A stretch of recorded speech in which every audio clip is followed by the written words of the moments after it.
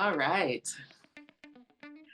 And then my last question is I don't know if I dug deep enough or well enough, but AO Arts.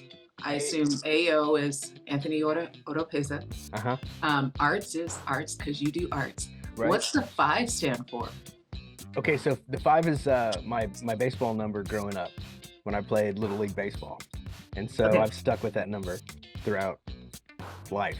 So What is that? Because I know a lot of sports players, basketball and football and other sports, they like to stick, like if their parents played, they want to try to get their parents' yeah, number. Yeah, yeah. what's I the I made my daughter when she played basketball try to get the number five, and yeah, I did that too. But the number five comes from George Brett. It came from George Brett. And so I started off in Little League as a catcher and then found my way to third base.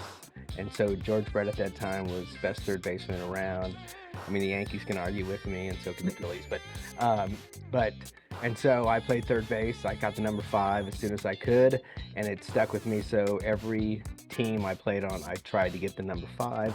Even growing up when I was playing men's fast pitch softball, I wanted number five if somebody didn't have it. And then I remember one time I actually bought the number five off of a guy for a pitcher of beer.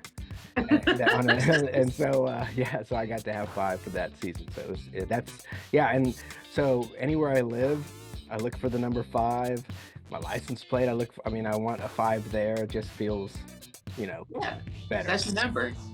That's my number. Yeah, That's your number. yeah, Hey, I'm in. I yeah, have a number. It's not sports related, but I have a number two that yeah. every time I see it, I'm like, yeah, I'm here. Yeah, exactly, exactly. So it's kind of weird, but it's just the way it's worked. Same thing with, you know, color, favorite color, black. I like, and that's the reason why my logo is black, and it has the name of the company, AO Art 5. So I love it. yeah, Yeah, okay. All right. Well, thank you for indulging that question yeah, because I was like, I recognized everything very easy, but then I knew five meant something. So that's yeah, cool. yeah. So you mean it. Like you're not just doing this art because it's popular, because like I remember seeing your art for me the first time, and I'm not a sports super fan, Right. right? I mean, Yeah. I'm waiting for you to do like some Bruce Lee or some Jet Li, like They're on the list. they're on Bruce the Lee's list. on the list. He's on the Okay. list. uh, but it was around the time when the Royals, Yes. when they started with the championship. But I hear you saying that this is like ingrained in you. This is a part of who you are. This Hmm. passion for sports. It's not Hmm. just what's popular, and Hmm. it's like your Right. love. Yeah, no, growing up, I mean, you always want to go to the baseball games. We couldn't afford going to the games. My mother wasn't going to drag all four of us, and my Mm. dad, he never took us to any baseball games. Uncles really they had their own kids and family. They couldn't. So godfathers never did. So um, you always wanted to. And every now and then, I think a couple times you would go with like with a recreation, like a community recreation, you just all jump in a bus and for like a summer program, or maybe the YMCA when we used to live with my uncle, they would take us some places, um, but you know, you just love, and then you watch it on TV, and then when we got into high school, it was on cable, so we would watch the Braves and the Cubs during the day, and then we'd always go outside and play. And if we didn't go to the baseball field and hit grounders, we were always in the front yard pitching or hitting grounders or playing catch, whether it's baseball or football, or then we were in the backyard where my uncle put a goal up, which was like 1 or 2 inches too low. And so I'm shooting shots, making everything, and then I go to high school and I'm hitting the rim every time. But we were always doing something with sports and dreaming. But for me, when I got older, playing fast pitch softball with a bunch of friends of mine from, both Kansas and the Missouri side, it was men's fast pitch softball, and it was the coolest thing because you got out there, you're able to get out there full uniform, 100-degree weather, travel around Kansas, and some of Missouri, and sometimes out of town, and then you would just compete.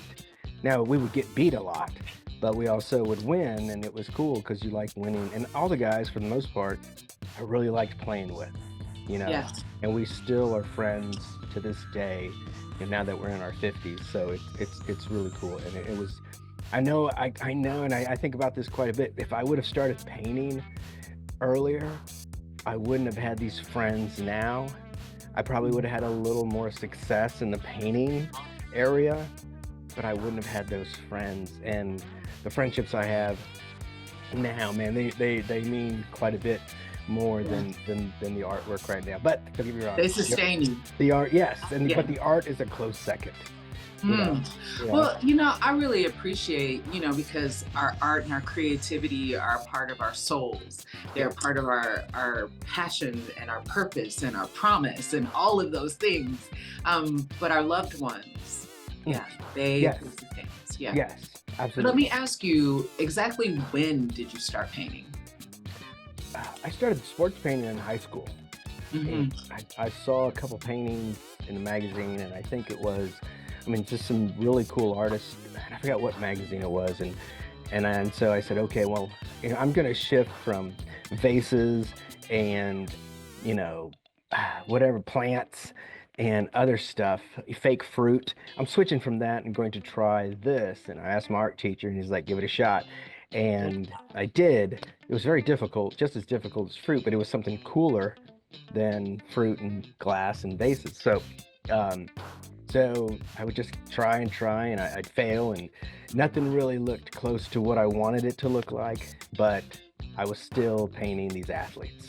And Yeah. so that was the cool thing about it. So So let me ask you about that then. Was this the first time that you tried to paint the figure, the human form? it's the first time I attempted to draw and then paint. Yes, yes, in high school, and that's where my teacher came in and helped tweak a few things quite a bit. Um, but still, he just gave me the freedom to do it. He wasn't a big sports guy himself, but he knew it kept me busy. And but he also knew it frustrated me, I believe. But it was still, he said you could still, just do it. Just go ahead and give it a shot. Which also was kind of cool because he was a Vietnam vet, and he brought in music that I had really never heard growing up, like Bob Dylan and the Beatles and Lou Reed and all these other 60s, 70s, um, all this music. And I was just like, at first I was like, oh, this stuff's kind of corny. And then I was like, you start listening to it and listen to the words, and like, and then the music just kind of flowed. And I was like, this is pretty, I always see why this is popular. And then Yes. the meaning behind it, we never listened to, like at home, we never listened to Marvin Gaye, we never listened to the Jacksons, Jackson 5, we never listened to Shock, nothing. We never listened to any of that in high school. But in high school, we were listening to that, and then I'd come home and we listened to something else. And then when my uncles came around, we were listening to the 50s and 60s. I mean, we got it all. But in art school, it was a combination of let me be free and try this sports stuff because I really like it, or I think I like it. And then also he was playing the music in the background that made me appreciate that kind of music. Yeah, I was going to ask you about that because you do have such a eclectic taste in music. Oh yeah, So I think we both enjoy 60s, 70s, 80s music. and and the 50s, and the Yes, 50s. Yes, yes. yes. I grew up on the 50s and the 60s. Yes. Yeah, yeah. And me too. Like there were like going to my uncle's house, I talk about the influence of my uncle's home all the time because I was Hmm. there every weekend. So they were a Muslim family. Okay. Walk in, assalamu alaikum, walaikum salam, that kind of Mhm. thing. But then we like watch Pavarotti on Oh, yes. on TV, Yes. And he's like, I love Pavarotti. Right. And you're like, I what? love Pavarotti. He is my, Yeah.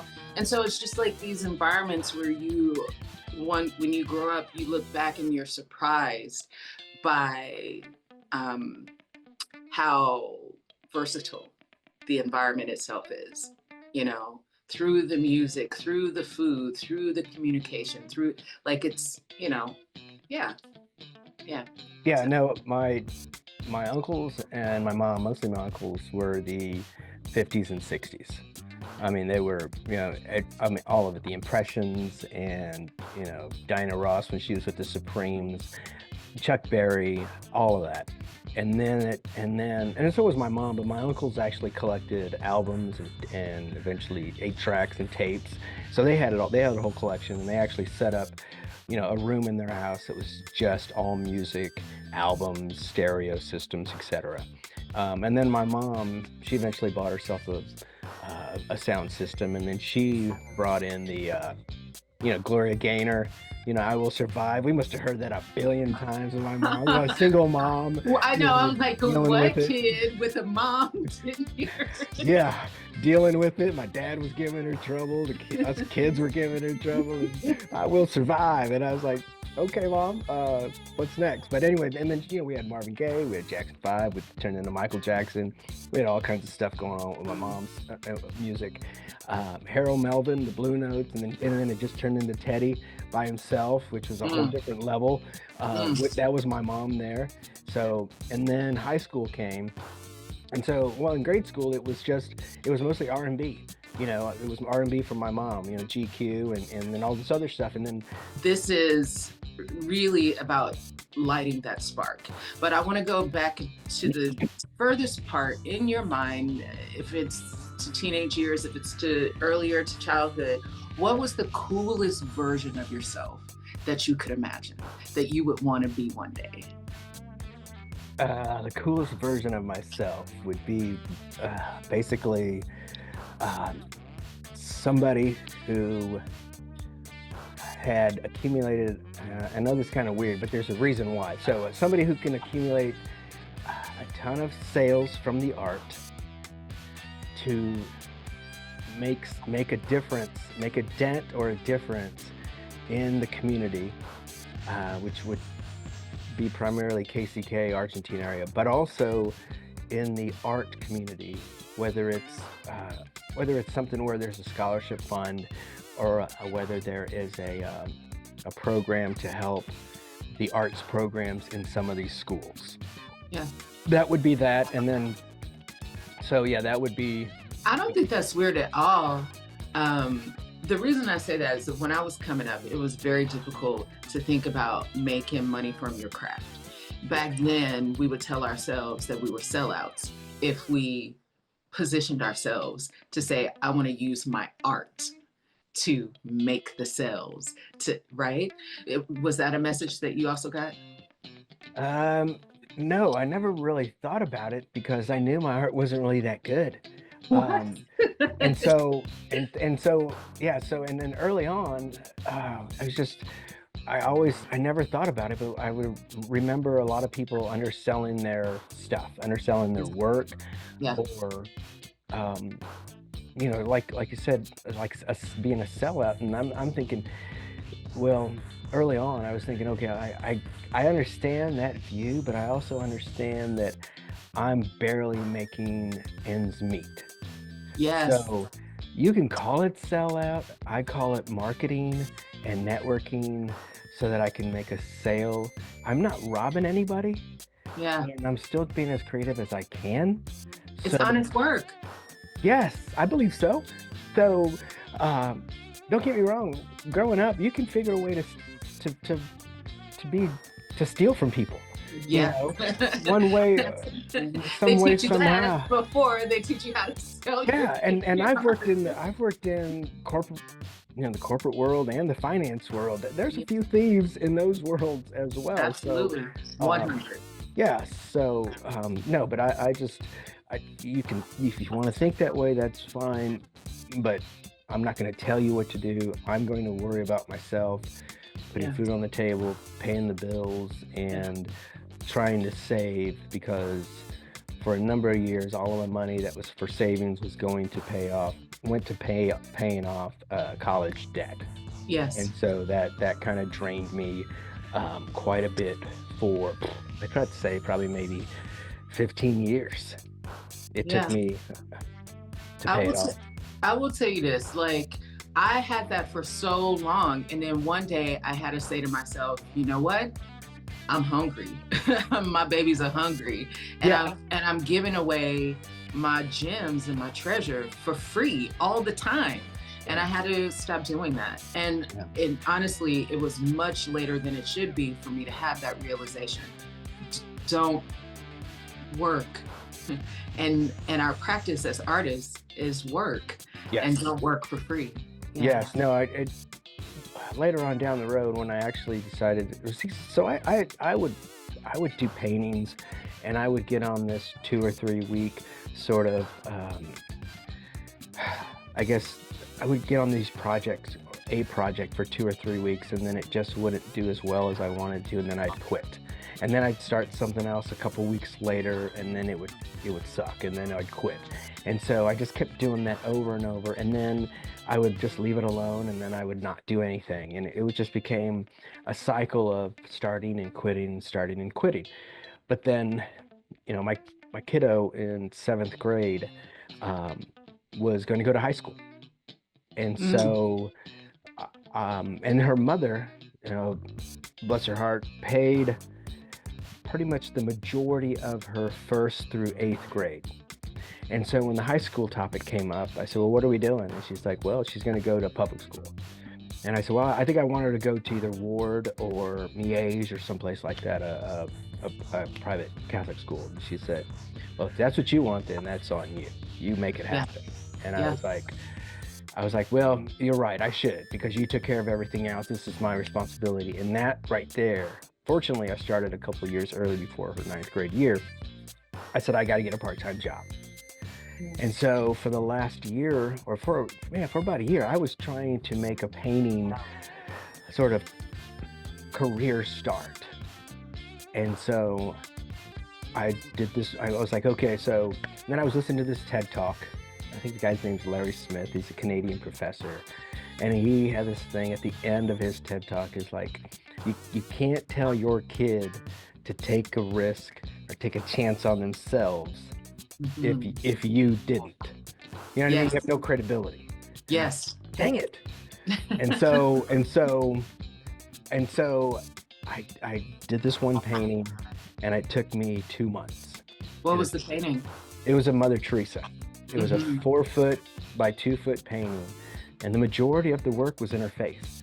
Yes. Because she has she has a white veil and she, in her hands, but the majority of it, and that thing took me 2 months, but it came out better than I thought. And so, Did you make that painting to sell it?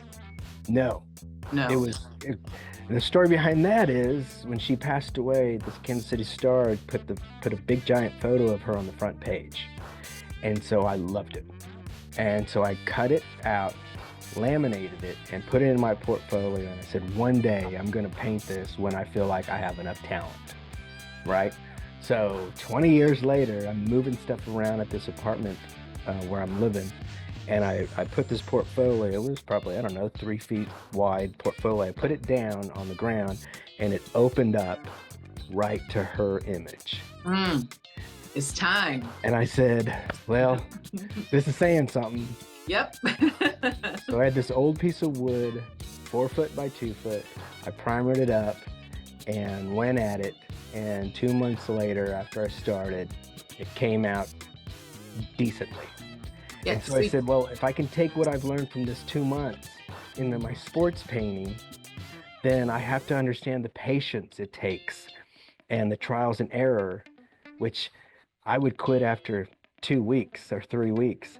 I've got to put in a month just to see if this works. yeah. And that's what it was, is that painting started off the sports painting to say, it's going to take you 6 weeks, 8 weeks. So you have to be patient. Even though you don't have the education, you're not a trained painter, you don't have too many friends who are painters. I mean, I'm in this like bubble. I don't have friends like that. I have web friends, I have friends who have, IT, but I don't have artist painting friends, right? Nobody in my family, everybody's a worker, just like I am, and nothing. So I just try to figure it out, and then from that, I said, okay, let's try something with the sports, and then we just kind of went from there. My big question that I wanted to ask you is, in this beginning stage, when you are taking inventory, Mhm. right? When you are assessing your assets and your liabilities, what was that process like for you? Well, it wasn't that difficult because I didn't have very many assets, and everything was a liability. I mean, I was working from a negative. So, um, but the assets were I had time, a little more time, to work it, and if I didn't, I had to make myself or tell myself it had to be a priority if it was going to be better than what it was before. Um, the liabilities were trying to fight fatigue, laziness, and trying to fight the fear of failure, or criticism, potential criticism. Yes, Um, yes. The criticism that you stack up in your mind before anybody else does, that tends to hold you back. well, yeah, that's second, but the other is criticism from friends and family. Wow. My family is the best at criticizing. I mean, they are award winners. Love them to death, but don't get me wrong. I can criticize somebody. I Oh, can I can look you up I and am a down and professional critic. yes, yes. So, but no, it was mostly that, and then I was like, okay, knowing that, and then trying to weigh, I need to earn some money. What's more important? Let's give it a shot and deal with the negativity and all the ups and downs later. But you got to give it a shot. Especially, you got to give it one last shot. So down the road, you can tell your daughter you gave it a shot, and that's it. But yeah, and I knew there would be some sort of criticism. But I mean, and I can handle it. My goal was to figure out how to make a good painting of somebody that is popular or important in the athletic world.